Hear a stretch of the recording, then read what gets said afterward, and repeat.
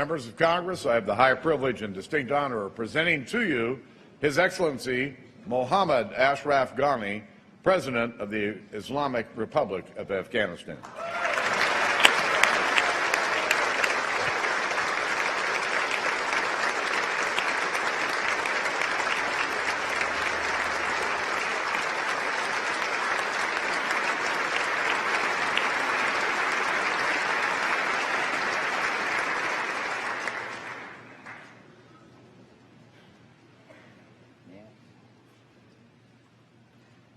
In the name of God, the merciful, the compassionate, Speaker Bonner, Vice President Biden, Senate Majority Leader McConnell, House Majority Leader McCarthy, House Minority Leader Ms. Pelosi, Senate Minority Leader Mr. Reid, ladies and gentlemen of the Congress, please allow me to thank you for your gracious invitation to address this unique forum of deliberative democracy.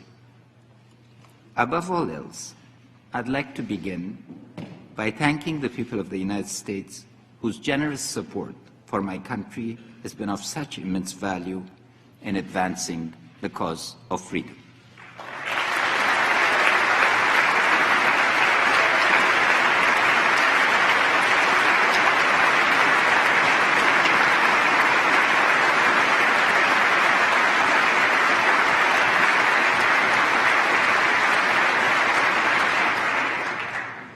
More than 1 million brave Americans have served in Afghanistan. They've come to know our snow-capped mountains, our verdant valleys, our wind-swept deserts, our parched fields, our unharnessed flowing rivers, and our plains of waving wheat. But more important than knowing our geography, they have come to defend and to know our people. And in return, the people of Afghanistan recognize the bravery of your soldiers and the tremendous sacrifices that Americans have made to keep Afghanistan free.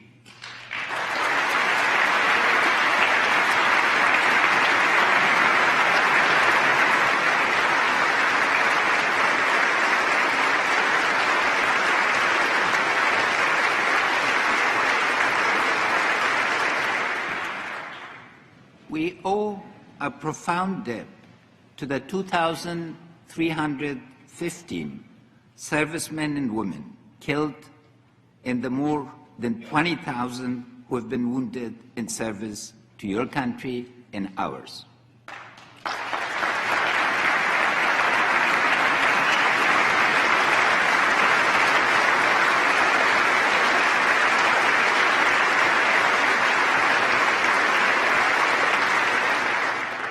We owe a profound debt to the soldiers who've lost limbs to buried bombs, to the brave veterans, and to the families who tragically lost their loved ones to the enemy's cowardly acts of terror.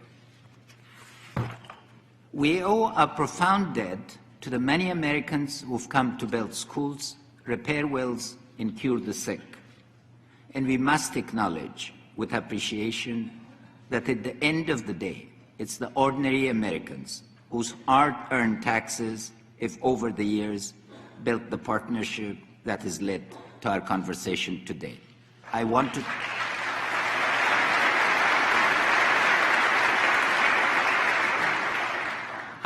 thank the American taxpayer and you, their representatives, for supporting us.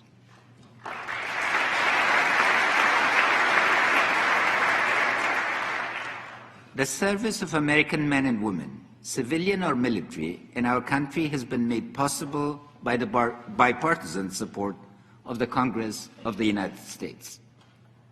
On behalf of our Parliament and people, I salute and thank you. It has always been a pleasure to receive and interact with congressmen and women during your visits to Afghanistan. Please do come again and again. And if you're reservists, please come in your proud uniforms.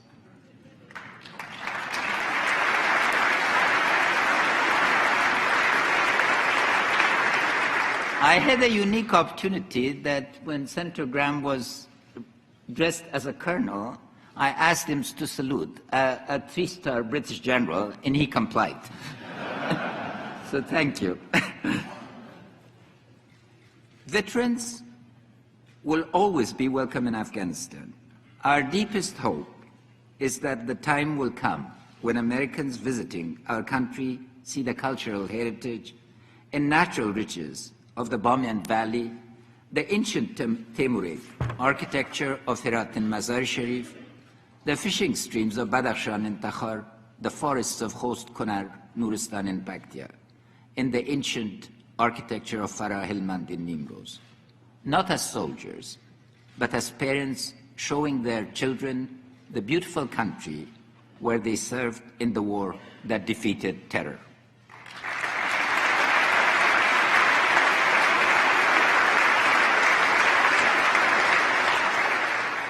On behalf of my entire country, when that day comes, you will be our most welcome and honored guests. America's support to Afghanistan has been led by a succession of remarkable generals. I'm proud to have known and worked with Dan McNeill, David McKernan, Stanley McChrystal, David Petraeus, John Allen, Joseph Danforth, and John Campbell. Their commitment and dedication is inspirational. These generals lived in simple quarters. They worked tirelessly through the night, and their leadership of their troops is set an example that our generals are working hard to follow. Your civilian leaders are no less inspirational. Ambassadors such as Ronald Newman, Zal Khalilzad, Carl Leikenberry, Brian Crocker, James Cunningham, and my good friend Michael McKinley give American diplomacy first-class leadership and strategic understanding. And I would be remiss not to mention the stimulating conversations with my friends from this chamber, like John McCain, Lindsey Graham, Carl Levin, and many of your visitors. But I must also acknowledge the deeply appreciated contribution of the aid workers and NGOs who are the day-to-day representatives of your country. I've met people from all 50 states of the Union, from senators and representatives to construction workers and computer operators. I want to thank all of them for introducing the best of America to the people of Afghanistan.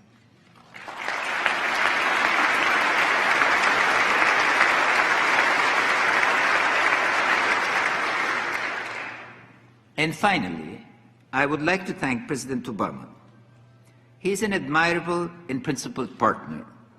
His support for Afghanistan has always been conditional on our performance.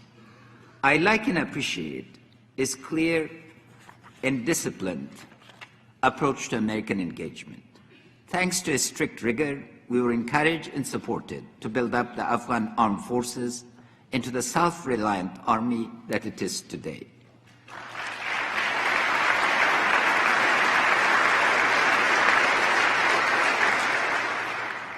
Because he stood firm on the deadline for the surge and the transition, the U.S. Army pulled off a logistical near miracle. First deploying and then withdrawing more than 100,000 soldiers without a hitch and timed to deadline. And it is thanks to his promise to America to end the active combat that we saw a seamless handover of responsibility for all combat operations from your side to ours on December 31st, 2014.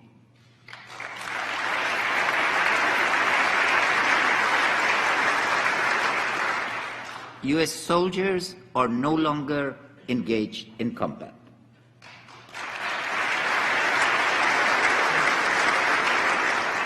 But we are delighted to have them at the train, assist, and advise mission. Tragedy brought our two countries together. That's our shared interests and values that will keep us together. September 11, 2001 was not a distant image that I watched on the emotionless screen of television. It was horrific and it was personal. I was in my office at the World Bank when the first plane smashed into the World Trade Center and forever changed the lives of each and every one of us. New York is a special place for me and my family.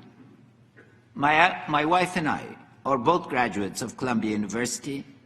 I was another beneficiary of America's wonderful generosity that has built so many long-standing friendships through its unparalleled universities. I ate corned beef at Katz's, New York's greatest, greasiest, pickle-lined melting pot.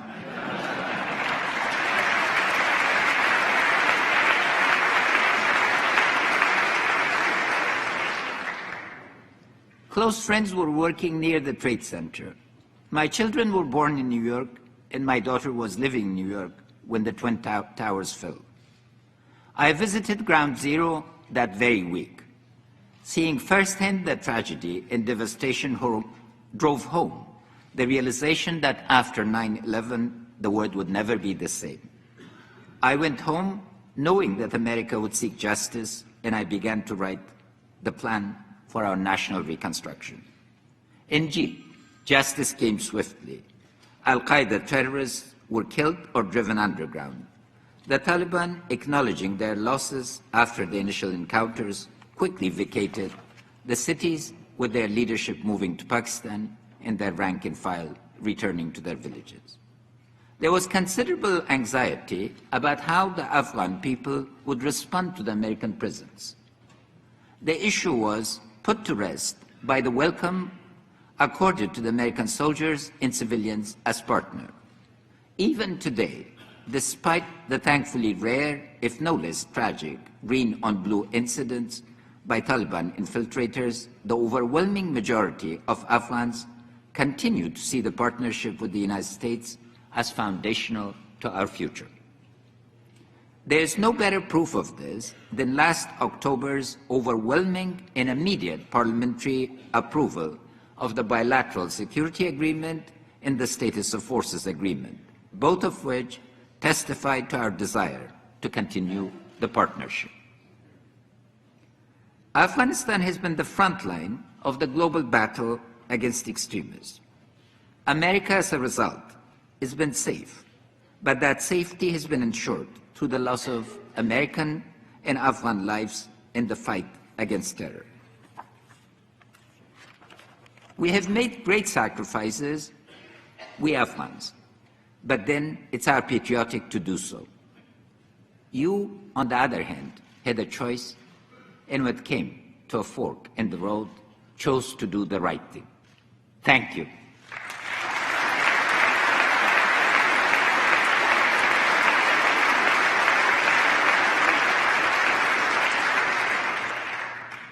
Most recently, due to the refusal of our previous government to sign the bilateral security agreement and the status of forces agreement with NATO, we had lost momentum, and both partners had to operate under uncertainty, resulting some 8 months of lost time in the most critical moment of transition.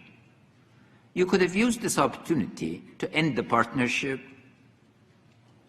and return home in frustration, but you did not. Thanks to the flexibility shown by President Obama in Congress, we've made up for the loss and have regained momentum, without breaking by even a day the promise of President Obama to the American people that the U.S. combat role would end on December 31, 2014. Thank you for staying with us.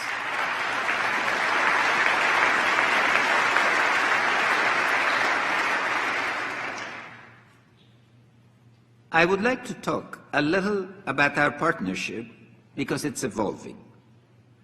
We are starting to balance the focus on security with a new emphasis on rule of law and justice, growth in the pursuit of peace and reconciliation. The framework for our future relationship is defined by our strategic partnership agreement and the bilateral security agreement. On your side, you've reaffirmed your commitment to support Afghanistan. On our side, we will focus on self-reliance. To get there, we've initiated reforms that will create a self-sustaining Afghanistan. I know American people are asking the same question as the Afghan people. Will we have the resources to provide a sustained basis for our operations? And the answer is, within this decade, we will.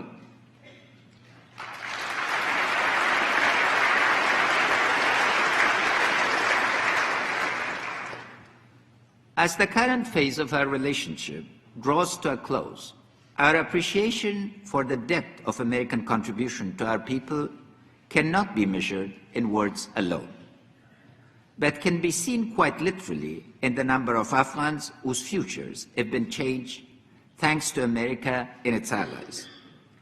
On September 10, 2001, this will no longer shock you, there were no girls enrolled in school in Afghanistan. It was illegal to educate girls. Today, more than 3 million girls in primary schools across the country are learning to openly and actively participate in the future of a democratic Afghanistan.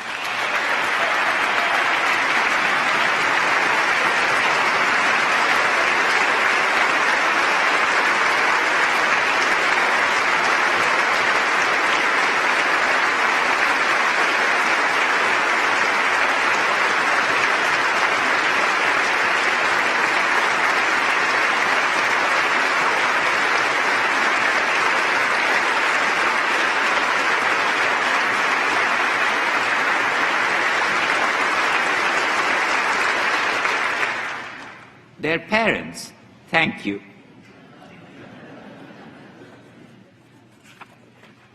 In 2002, when the Allies built their first clinics, the average lifespan of the ordinary Afghan was 44 years.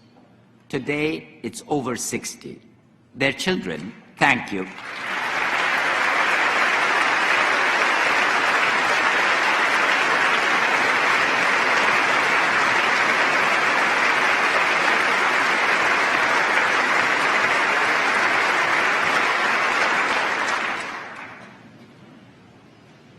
Today, the rate of maternal mortality in our poor country remains unacceptably high, but thanks to the immense effort you've made to build clinics and train nurses, an Afghan woman is no longer more likely to die because she gives birth to a child than if she had been somewhat fought on the front line of combat. Their husbands and their children, thank you.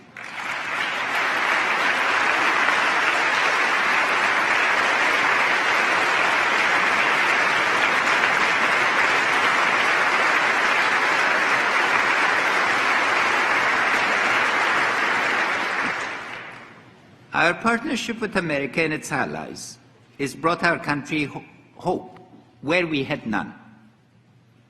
We would once again like to thank you for that wonderful gift from your people to ours, the gift of hope.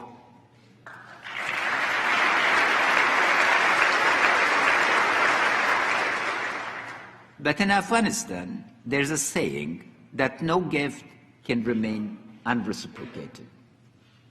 Today, I would like to return that gift of reborn hope by offering the American people a partnership with a nation that is committed to the cause of freedom and that will join the fight against the growing threat of terrorism.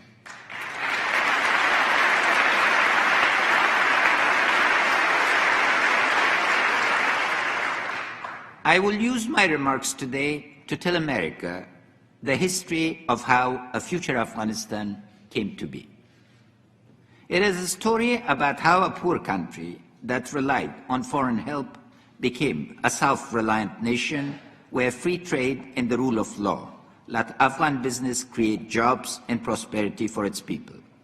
It is also a story about how a country that had been ravaged by conflict became a platform for peace and regional stability and prosperity.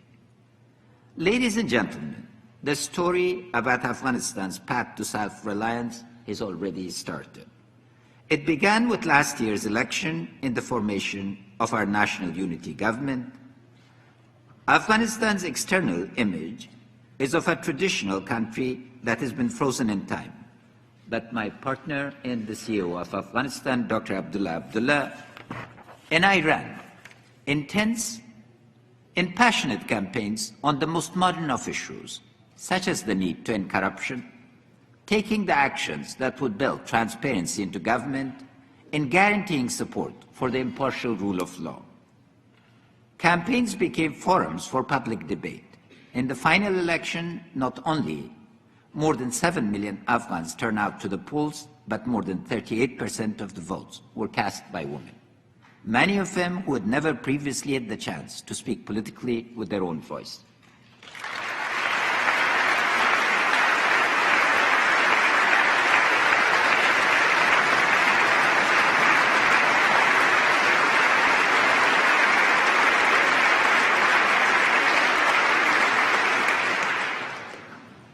There's no denying that the election was hard-fought. But in the end, we chose the politics of unity over the politics of division.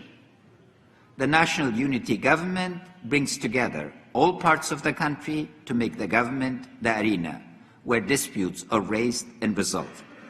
Dr. Abdullah and myself may not initially agree on every issue, but we both believe deeply that spirited debate will produce better outcomes than will confrontational stalemate. We not only work together, we like working well together.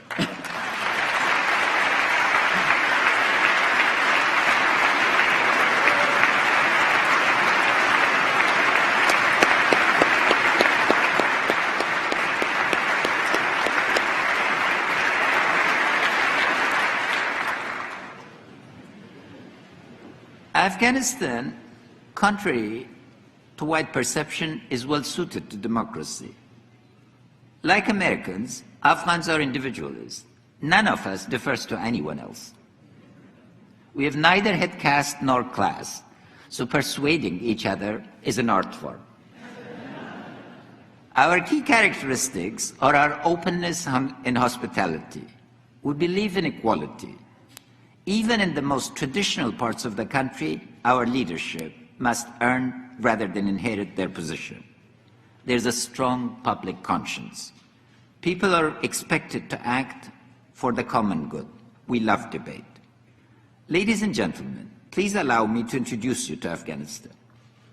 We're an old country with a proud heritage and a history of trade with our neighbors. We've had bills of exchange for at least 2,000 years.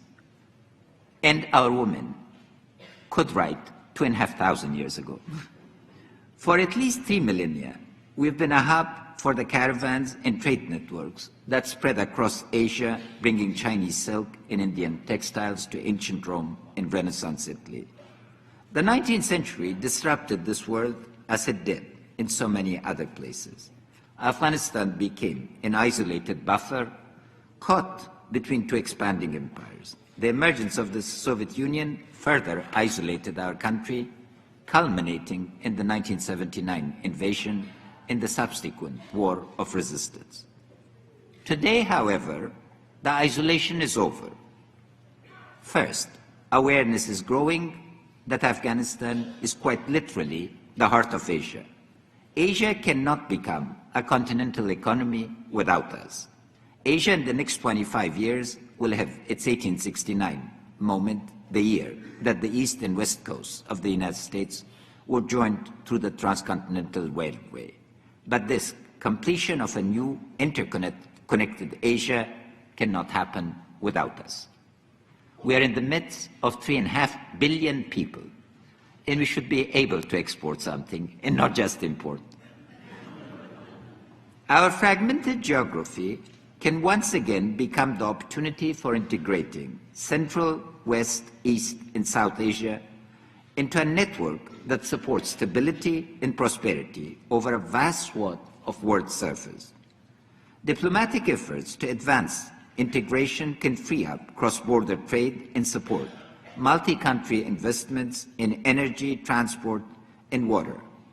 And this again is beginning. The first major project between Central Asia and South Asia, called CASA 1000, for transmitting energy from Kyrgyzstan to India, to Pakistan is already underway. And I truly believe that diplomatic efforts backed by the leaders of our countries will build the peace and prosperity for South and Central Asia in the same way that the common market has done so for Europe and ASEAN has done for our neighboring region to the east. We envisage in Afghanistan that in the 20 years has become a hub of trade in gas pipelines, power transmission lines, railways, modern telecom, and banking services. But American support for all of these is essential, and we thank you for that commitment.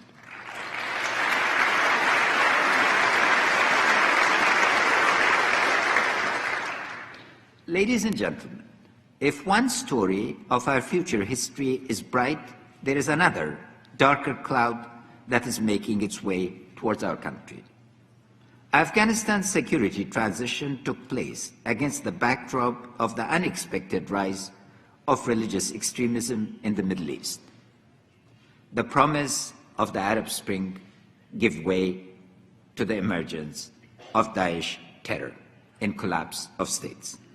But the changed ecology of terror could have not formed without some states tolerating, financing, providing sanctuary, and using violent, non-state actors as instruments of short-sighted policies.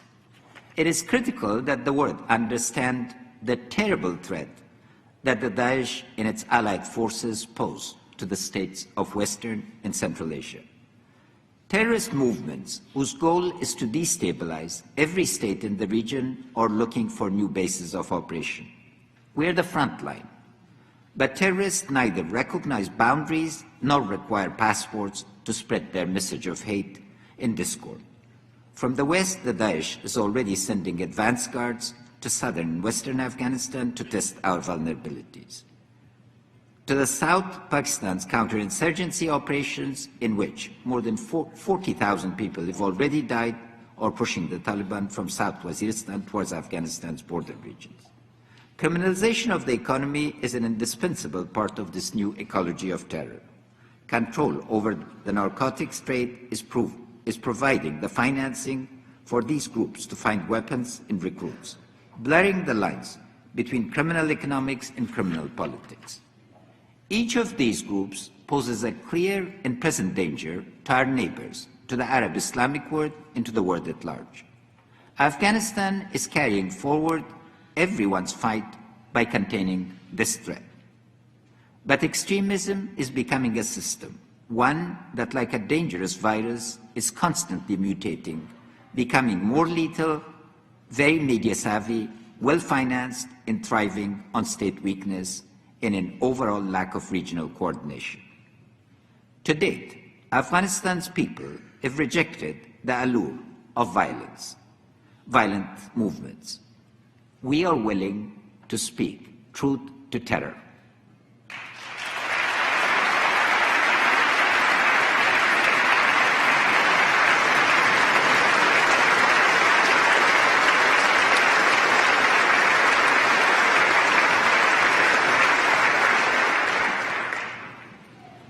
Military fighting may stem the advance of extremism, but it will not put an end to the anger and hatred being promulgated across Muslim-majority countries by these groups.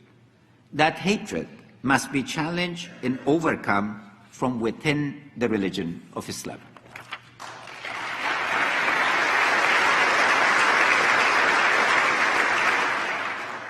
The heart of the issue remains who is entitled to speak for Islam. Leaders, intellectuals, and those many millions of Muslims who believe that Islam is a religion of tolerance and virtue must find their voice. Silence is not acceptable.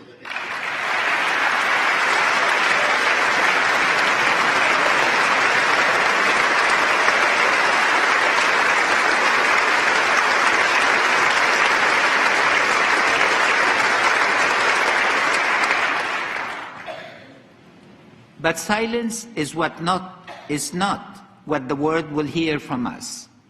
Afghanistan is joining a new consensus that is emerging in the Muslim world, a consensus that rejects intolerance, extremism, and war.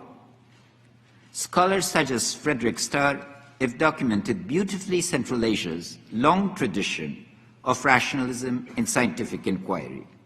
During Islam's golden age, Muslim scholars synthesized and recorded all known knowledge of the medieval world, giving the world advances in algebra, astronomy, water resource management, printing, and positive science.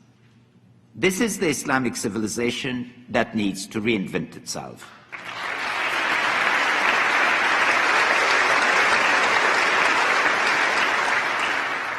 The Islamic world must understand its own gloriously tolerant and inquisitive past. It must re-engage with the world openly and without paranoia of encirclement.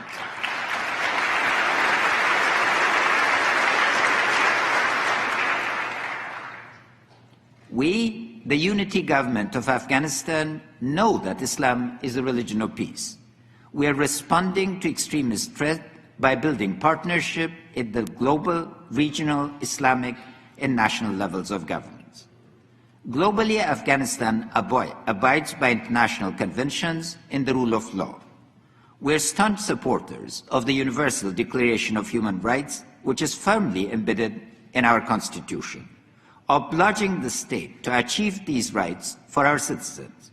We're committed to support our independent Human Rights Commission, and I'm pleased that Dr. Seema Samar, a tireless champion of human rights, is a member of this delegation and is today sitting in the audience of this great chamber.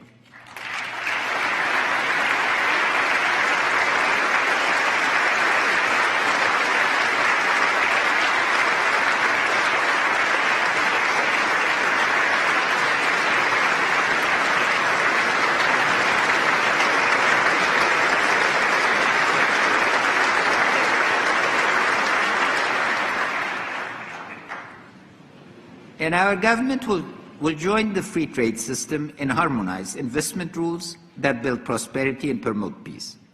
Regionally, we are engaging our neighbors across Asia to build trust in trade. Afghanistan will become a platform for cooperation in a vast region that extends from India to Azerbaijan and beyond.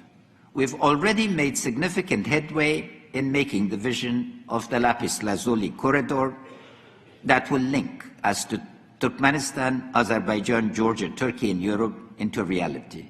And thank you, members of Congress, for wearing lapis lazuli.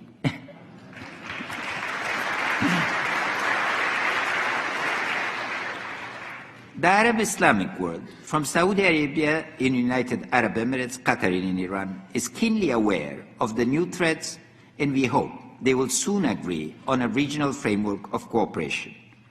The recent declaration of a Council of Ulama across the Muslim world may well be a historic turning point in building that alliance. Condemnation of terror by this largest gathering of Muslim ulama is an unprecedented step and an acknowledgement of the shortcomings of Muslim-majority country governments. Properly supported, Afghanistan is uniquely positioned to block the spread of extremism. We have none of the historical inferiority complexes that fuels resistance against Western domination. After all, we defeated most of the empires.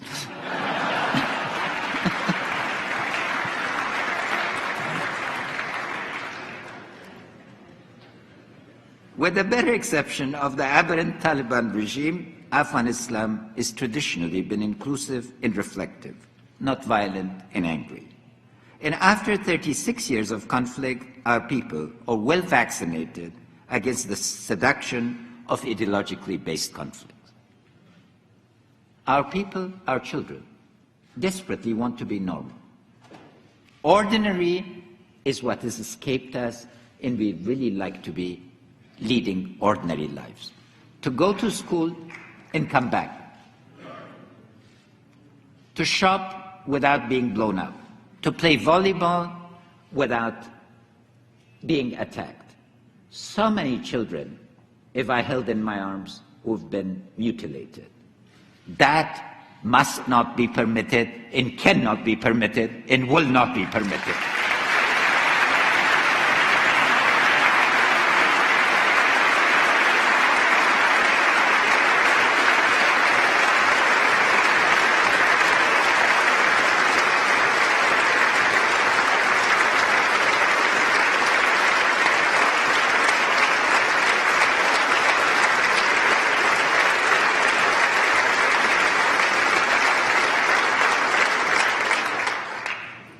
For Afghanistan to oppose the violence of extremists, we must turn our sights to the struggle to end the conditions that give rise to extremism in the first place. Our efforts begins with a frank recognition of our problems and the challenges that we must tackle with determination and commitment.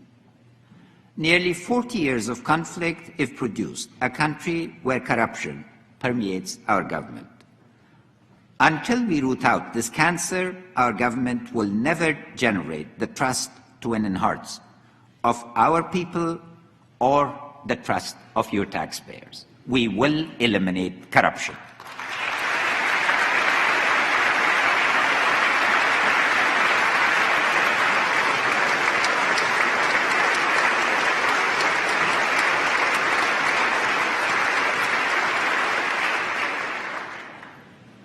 On our second day in office, we tackled the notorious case of Kabul Bank,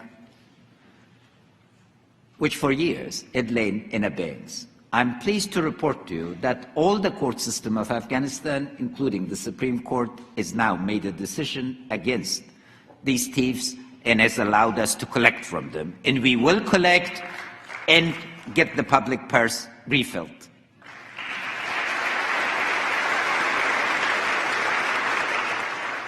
Ladies and gentlemen, ending corruption and impunity are the precursors of self-reliance.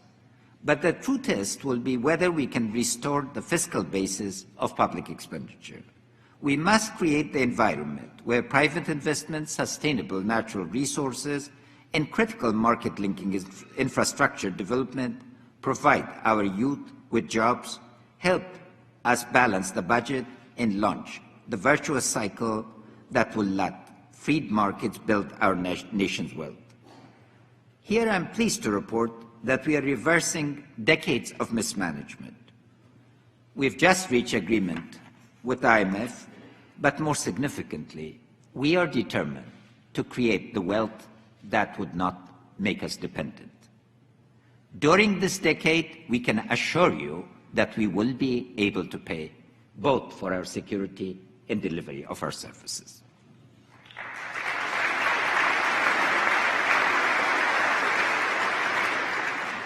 If economic growth is the first foundation block of self-reliance, the second foundation is with the education of Afghanistan's women.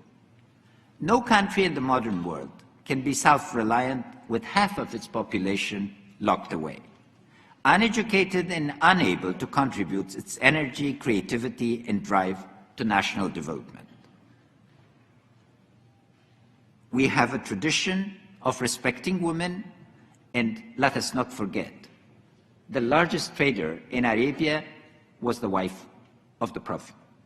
And the greater transmitter of knowledge, the authentic sayings of the Prophet, was his second wife. Aberrant customs do not replace the fundamental sense of justice between men and women that societies that seek fairness are built upon. Afghan culture traditionally had space for women as leaders, managers, and traders. The gender apartheid imposed by the Taliban came from people who'd grown up outside of families, in refugee camps, and religious boarding schools. Our plan for restoring women's place in society is built on three pillars that rest on a foundation of respect for the human, religious, and constitutional rights of all our citizens. First, and I want to spend a little time on this theme, educating women is not solely a matter of rights, important though they are. It is a matter of national necessity.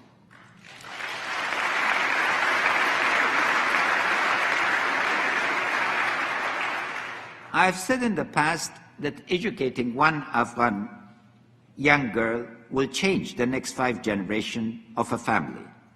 I would not be standing before you today as an educated man had my grandmother, in exile in India, who had learned to read under the British, not taken it upon herself to make sure that I would match my youthful passion for hunting and riding horses with mastering the classics in Dari and Pashto and striving to excel in foreign languages. Thank you, grandmother.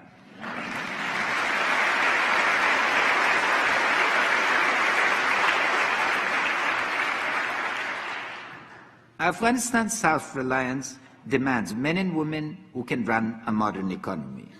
Basic health and education must reach all Afghan girls. That's a promise. But beyond providing all Afghan girls with these basic rights, we will increase to parity the number of women graduating from high schools and colleges. Even as I address you today in Kabul, designs are already being finished for an all-women's university that will provide safe, top-quality education for the next generation of Afghan women leaders. Let me tell you the story of Khatira Afghan, a young woman from Kandahar. Her schooling began when she braved threats of disfigurement by people swearing that they would throw acid in her face before they would let a girl attend the school. She would not be dissuaded. Her uncle threatened to disown her when she applied to university, but she stared him down. Khatira went to American University of Afghanistan, where she not only topped her class, but aided by a Fulbright scholarship, went on to get a master's degree from the Ohio State University. Today, Khatira's formerly angry uncle is so proud of her that he tells his grandchildren, both little boys and little girls, that they must be as brave as their Aunt Khatira.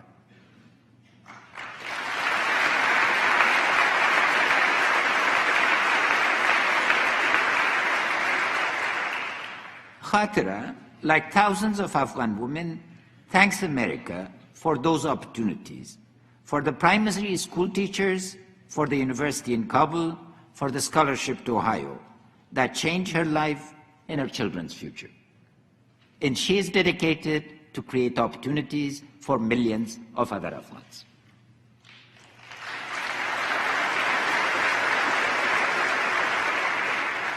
The second pillar is that women must have the same access to economic opportunities as men. Women's full empowerment will come about not through global conventions or government programs, but when they have jobs and own businesses. The United States has been a steadfast supporter of the nationwide National Solidarity Program, which for 10 years has given not thousands, but millions of poor village women their first chance to control their own resources.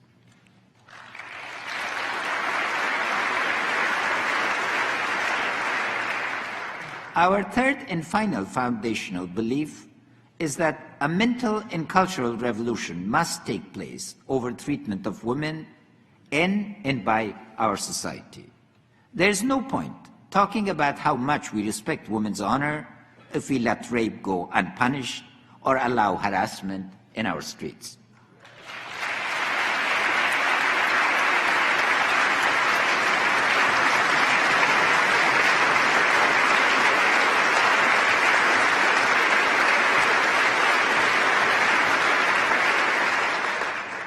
We've signed the global conventions to end violence and discrimination against women. We will implement them vigorously, but work is still needed to convince our people that the protection of women's rights is part and parcel of their own quest for social justice. I personally, as the leader of Afghanistan, am committed to working with the ulama, activists, and thought leaders of our country to bring about this mental change. Both the CEO, Dr. Abdullah, and I will insist that the officials of our government set the national standards for workplace fairness.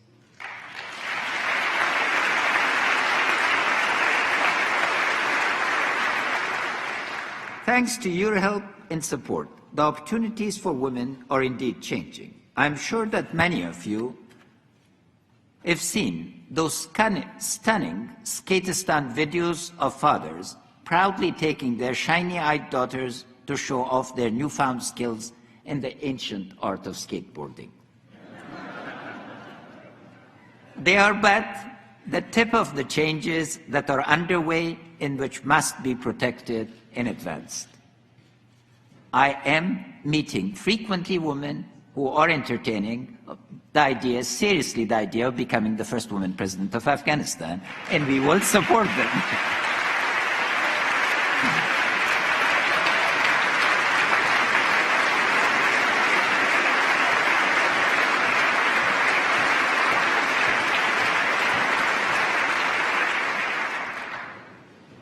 I am pleased to state that we fulfilled our promise to name 4 women to the Afghan cabinet, raising the women's share to 20%. Still too low, but at least fulfillment of our promise. We are determined to name qualified women as ambassadors and to increase their number as deputy ministers. And we are working hard to attract and train a whole new cadre of women technocrats into our government. I promise you that 5 years from now, our ministries will have a whole new look to them, with women in leading positions.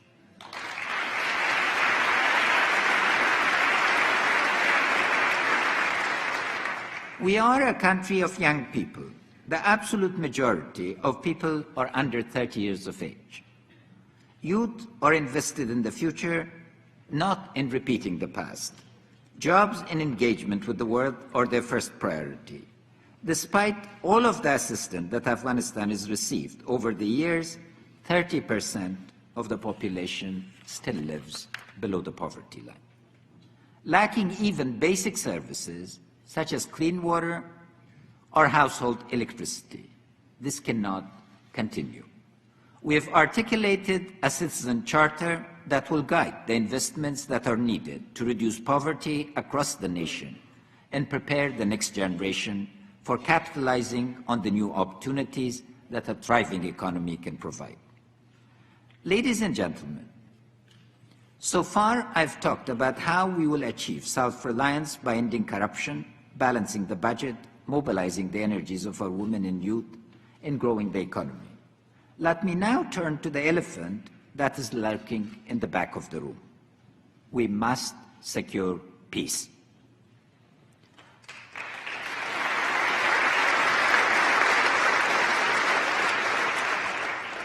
Afghans have shown that we know how to fight.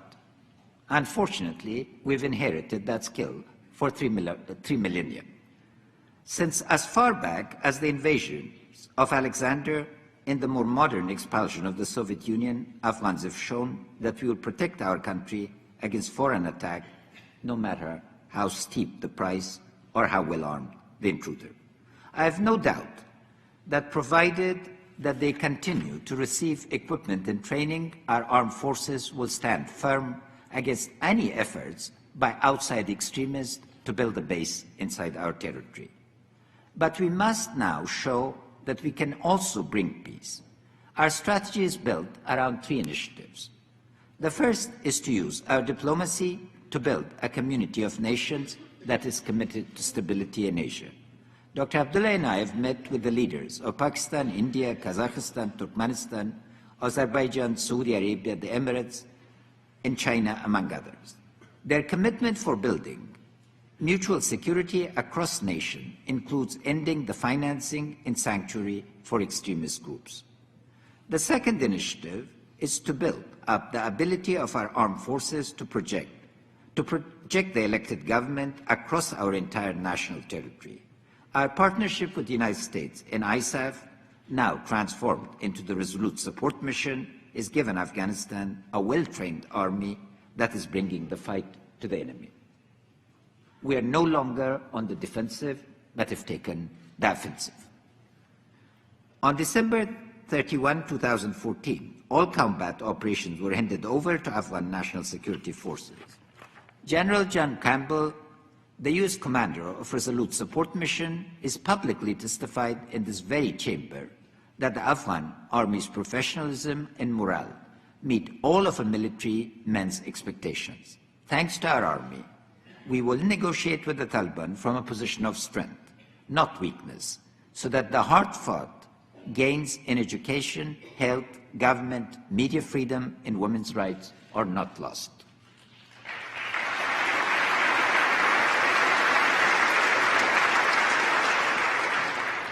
The third initiative will be our push for national reconciliation.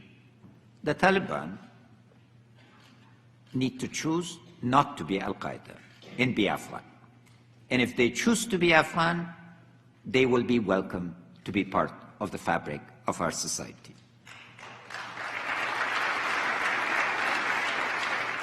Many believe themselves to be patriots rebelling against the corruption and criminality that they saw in their towns and villages. We can deal with legitimate grievances, provided that combatants agree to respect the Constitution and the rule of law. As the outcomes of negotiations, we are confident that we can find a path for their return to society. Ladies and gentlemen, I'm not here to tell you a story about an overnight transformation of my country. You're too wise for such stories. 12 years of partnership provide evidence enough that the road ahead will be difficult. We live in a rough neighborhood. We're a very poor country. Self-reliance is our goal. We bear the scars of the fight against the Soviet Union and the forces of fundamentalism, scars that are as much in our minds as on the bodies of the Afghan farmers and American soldiers who have fought for freedom. But although we may be poor, we are very proud. Our goal of self-reliance is no pipe dream told to pacify partners who are tired of hearing the promises that we later failed to keep. We want your know-how, the business skills of your corporations, the innovation of your startups, and the commitment of your NGOs. But we don't want your charity. We have no more interest in perpetuating a childish dependence than you have in being saddled with a poor family member who lacks the energy and drive to get out and find a job. We are not going to be the lazy Uncle Joe.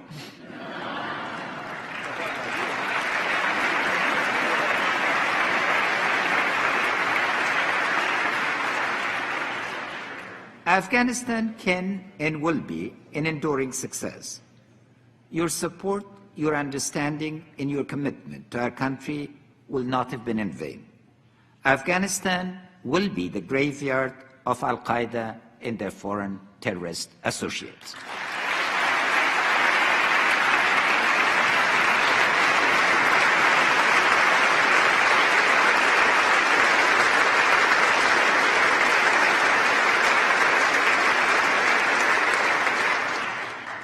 Never again will our country be a host to terrorists.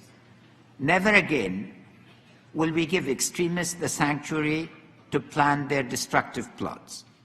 We are determined to become the Asian development roundabout and the platform for the peaceful cooperation of our civilization.